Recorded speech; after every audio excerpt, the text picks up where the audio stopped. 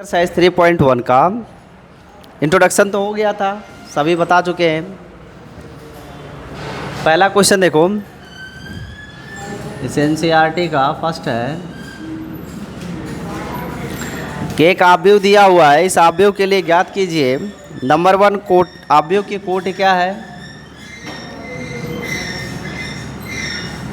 अगर आप इस प्रश्न को देखेंगे तो इसमें 4 पंक्तियाँ और 4 स्तंभ नज़र आ रहे हैं। 4 पंक्ति 4 स्तंभ है, तो जो कोटि होती है वो होती है पंक्ति गुणे स्तंभ। अब इसमें 4 पंक्ति 4 स्तंभ है, तो 4 गुणे 4 इसकी कोटि हो जाएगी। दूसरा पूछा अवयवों की संख्या बताओ, तो अवयवों की संख्या जो होगा वो इन्हीं को गुणा कर लेंगे, 4 चौके 16। तीसरा क्वेश्चन है कि A13 की वैल्यू क्या है, फिर A21 की वैल्यू क्या है, A33 की क्या वैल्यू है, A24 की क्या वैल्यू है और A23 की क्या वैल्यू है। ये जो 13 लिखा है इसका क्या मतलब है, 13 नहीं है। A13 जो लिखा है इसका मतलब 13 नहीं पढ़ेंगे, यह है 13 यानी पहली पंक्ति का तीसरा अवयव। पहली पंक्ति का तीसरा अवयव कौन है, पहली पंक्ति का तीसरा अवयव है 19। ये जो 21 लिखा है इसका मतलब क्या है, दूसरी पंक्ति का पहला अवयव। तो दूसरी पंक्ति का पहला अवयव क्या है 35। फिर A33 का मतलब तीसरी पंक्ति का तीसरा अवयव। तो तीसरी पंक्ति का तीसरा अवयव कौन है, तीसरी पंक्ति का तीसरा अवयव ऋण 5 है। और क्या अच्छा सॉरी 3 स्तंभ, पंक्तियाँ 3 है, स्तंभ 4 है, 12 है। इसके बाद देखो A24 मतलब दूसरे पंक्ति का चौथा अवयव। तो दूसरे पंक्ति का चौथा अवयव क्या है 12। और A23 का मतलब दूसरे पंक्ति का तीसरा अवयव, दूसरे पंक्ति का तीसरा अवयव 5/2। ये हो गया पहला प्रश्न। दूसरा प्रश्न देखो, दूसरे में कहा गया है कि किसी आव्यूह में 24 अवयव हैं। अवयव कितने हैं 24। पूछा है इसकी संभव कोटियाँ क्या है, संभव कोटियाँ। और फिर कह रहा है कि यदि इसमें 13 अवयव होती तो क्या कोटियाँ होती। तो आप जानते हो कोटि का मतलब होता है पंक्ति गुणे स्तंभ। तो इसके गुणनखंड बनाएंगे।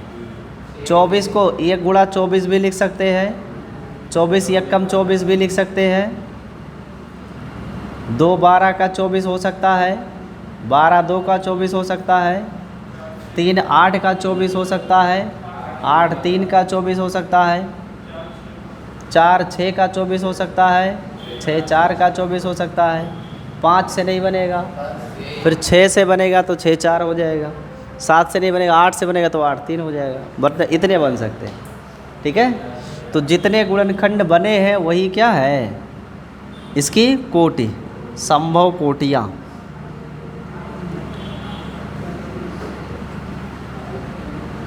संभव कोटियाँ तो 1 गुणे 24 यानी एक पंक्ति 24 स्तंभ हो सकते हैं, या 24 पंक्ति 1 स्तंभ, या 2 पंक्ति 12 स्तंभ, या 12 स्तंभ 2 पंक्ति, या 3 8, या 8 3, या 4 6, या 6 4। ये हो गया। फिर कह रहा है अगर अवयव 24 ना होते, अवयव 13 होते तब, तो 13 का 2 ही रास्ता था। ये तो अभाज्य संख्या है, या तो 1 गुणे 13 बनेगा या 13 गुणे 1 बनेगा। तो ये इसका संभव कोटि हो जाएगी।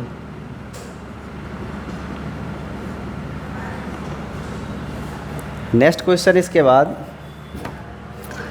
तीसरा कह रहा है यदि किसी अवयव में 18 अवयव तो इसकी संभव कोटि क्या है, कर लेना। 18 अवयव के गुणनखंड कर लेना आ जाएगा। चौथा देखो, चौथे में कहा गया है 2 गुणे 2 का अवयव निकालो। कोटि क्या है 2 गुणे 2, इसका मतलब 2 पंक्ति 2 स्तंभ यूज करने हैं। और जो अवयव दिया है A I J,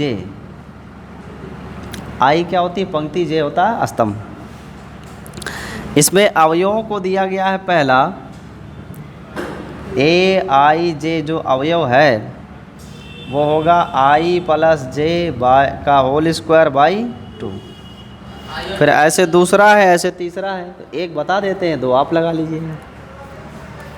इसमें जो कोटि है वो क्या है, 2 इंटू 2 का है, 2 पंक्ति 2 स्तंभ है। तो अगर हम आप भी लिखें तो आप भी ऐसे बनेगा A1 A2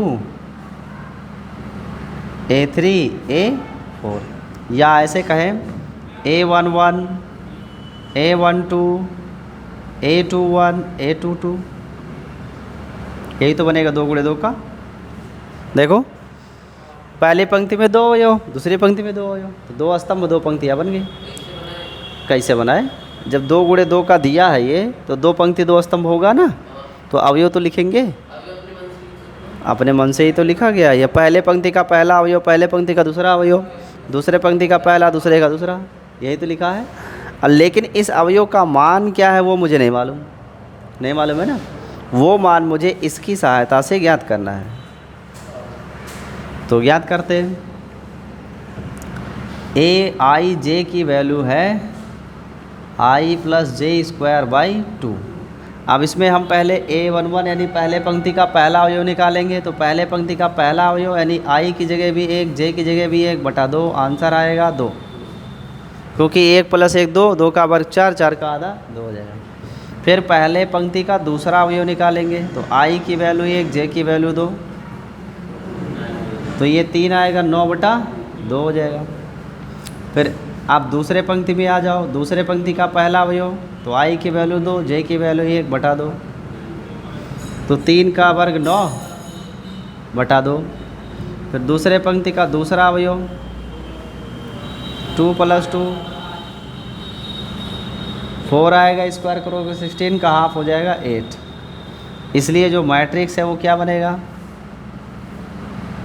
matrix A is equal to हो जाएगा A11 A12 अर्थात 2 9/2 और फिर 9/2 और 8, ये आंसर हो गया।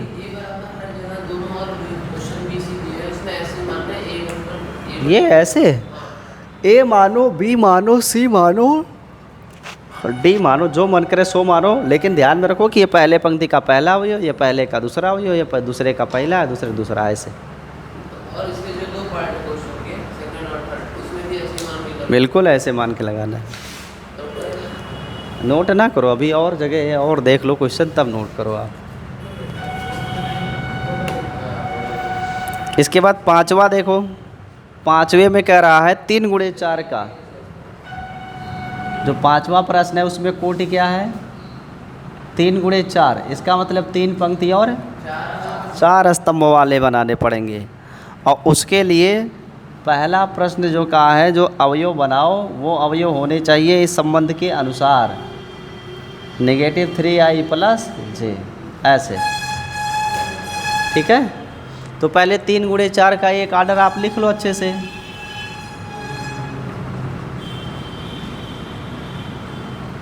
पहले 3 4 का एक अवयव लिख, तो पहले पंक्ति का पहला अवयव, पहले पंक्ति का दूसरा अवयव, पहले पंक्ति का तीसरा अवयव, और फिर पहले पंक्ति का चौथा अवयव। क्योंकि 4 स्तंभ बनाने हैं ना, तो 4 स्तंभ बनाओगे तो 4 अवयव लिखने पड़ेंगे। फिर दूसरे पंक्ति का पहला, दूसरे का दूसरा, दूसरे का तीसरा, दूसरे का चौथा, फिर तीसरे का पहला अवयव, फिर तीसरे का दूसरा, तीसरे का तीसरा और तीसरे का चौथा। और ज़्यादा नहीं बना सकते, क्यों, केवल 3 ही पंक्तियाँ होनी चाहिए, 4 स्तंभ होने चाहिए। तो ये 3 पंक्ति हो गई और ये आपके 4 स्तंभ हो गए। अब इन्हीं के मान निकालने हैं। पहला क्या, A11 यानी 1 प्लस 1, ये के यूज़ करेंगे आई जे की वैल्यू, तो क्या आएगा, डायरेक्ट लिख देते हैं। -3 में से 1 कम होगा, -2 आएगा, और -2 का माड के अंदर है, वैल्यू बाहर आके +2 आएगी, तो 2 से 2 का भाग कर देंगे, 1 आ जाएगा। फिर पहले पंक्ति का दूसरा अवयव निकालो, तो -3 इंटू 1 प्लस 2, क्या वैल्यू आएगा, 1/2 आएगा। फिर ऐसे पहले का तीसरा -3 इंटू 1 + 3 0 आएगा। फिर पहले का चौथा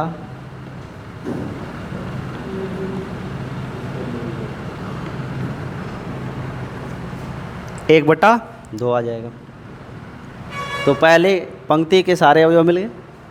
अब ऐसे दूसरे का निकालेंगे, ऐसे तीसरे का निकालेंगे, फिर इसी में रख देंगे। समझ में आया? कर लेना, ऐसे नोट कर लीजिए।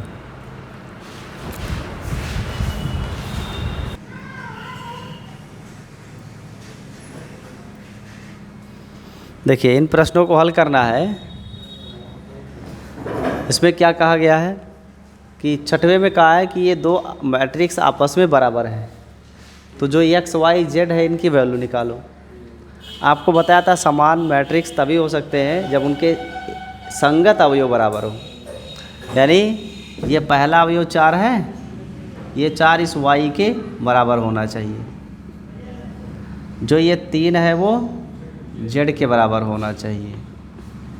जो x है ये 1 के बराबर होना चाहिए। और जो 5 है वो 5 के बराबर है। यही हो गया बस आंसर हो गया। x y z का मान पूछा था, हो गया। ऐसे सेकंड क्वेश्चन इसका जो पार्ट है अब इसमें सेकंड पार्ट में भी ऐसे करेंगे, लेकिन उसमें इक्वेशन बनेगा, बता दीजिए। तो इसीलिए तो तीसरा लिख रखे हैं कि देखो x + y + z की वैल्यू क्या होनी चाहिए 9, क्योंकि तभी ये इक्वेशन बराबर कहे जाएंगे समान मैट्रिक्स। दूसरा x + z की वैल्यू होनी चाहिए 5 और y + z की वैल्यू होनी चाहिए 7। अब इसको हल कर लो। कैसे? देखो फर्स्ट और सेकंड को अगर हम लें तो x और z इन दोनों को जोड़ने से कितना आ रहा है 5। तो x और z की जगह 5 हो जाएगा, तो y की वैल्यू इधर लाएंगे तो 9 में से 5 घटा देंगे 4 हो जाएगी। डायरेक्ट लिख दें y की वैल्यू 9 - 5 यानी 4। उसके बाद दूसरा देखो ये y + z है, y + z है ना, ये y + z का मान यहाँ कितना रखेंगे 7। x की वैल्यू आ जाएगी 2। y + z की वैल्यू यहाँ y + z की वैल्यू क्या रखेंगे 7। जब 7 रखोगे तो x + 7 = 9। तो x की वैल्यू 9 - 7 यानी कितनी आ जाएगी 2 आ जाएगी। अब बच रहा है केवल एक राशि z। तो यहाँ देखो x + z की वैल्यू क्या है 5 है। x + z की वैल्यू अगर 5 है तो x की जगह मैं क्या रखने वाला हूँ 2। तो जब x की जगह आप यहाँ 2 रखोगे तो z का मान आएगा 5 - 2 3 हो जाएगा। हो गया आंसर। ऐसे करना है, कुछ दम नहीं है। कुछ दम नहीं है, एकदम बेदम है ये। और यहाँ भी देखो ये दो मैट्रिक्स बराबर दिए हैं, ये दोनों मैट्रिक्स बराबर कब हो सकते हैं जब उनके संगत अवयव बराबर हो। तो संगत अवयव में पहला अवयव क्या है 3x + 7 must be equal to, यहाँ से सॉल्व कर लो, x की वैल्यू -7/3। सेकंड 5 है तो y - 2 की वैल्यू 5 होनी चाहिए, तो y की वैल्यू क्या आ जाएगी 7। फिर y + 1 की वैल्यू 8 लिखोगे तब भी 7 ही आएगा। फिर 2 - 3x की वैल्यू लेते हैं, इसको 4 करके चेक कर लो, यहाँ से भी वही आएगा। ये 2 इधर जाएगा, 2 हो जाएगा। हाँ यार गलत हो जाएगा, गलत हो रहा है। 2 - 3x।